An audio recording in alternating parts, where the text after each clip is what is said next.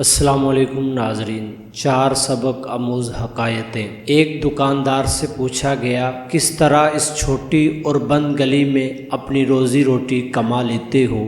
دکاندار نے جواب دیا، میں جس سوراخ میں بھی چھپ جاؤں، موت کا فرشتہ مجھے ڈھونڈ نکالے گا، تو یہ کس طرح ممکن ہے کہ رزق والا فرشتہ مجھے نہ ڈھونڈ سکے؟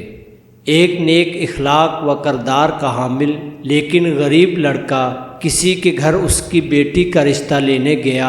بیٹی کا باپ بولا، تم غریب ہو اور میری بیٹی غربت اور تکالیف کو برداشت کرنے کی سکت نہیں رکھتی، اس لیے میں تمہیں اپنی بیٹی کا رشتہ نہیں دے سکتا۔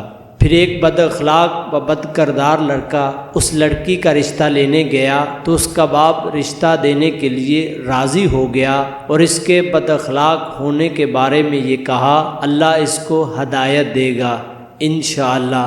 تو اس کی بیٹی نے کہا، بابا جان، کیا جو اللہ ہدایت دے سکتا ہے وہ رزق نہیں دے سکتا، یا ان دونوں خداؤں میں کوئی فرق ہے؟ حاتم طائی سے پوچھا گیا، تجھ سے زیادہ بھی کوئی سخی ہے؟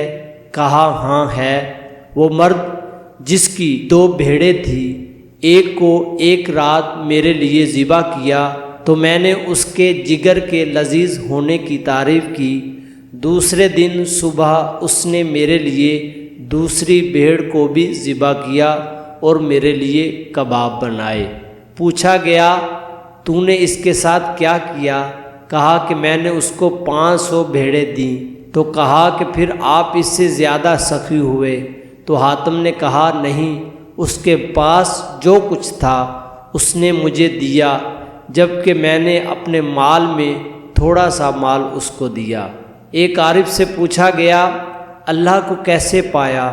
تو اس نے کہا، اللہ طاقت رکھتا ہے، وہ میری کلائی کو پکڑے، لیکن وہ ہمیشہ میرا ہاتھ پکڑ کے مجھے سیدھی راہ دکھا دیتا ہے۔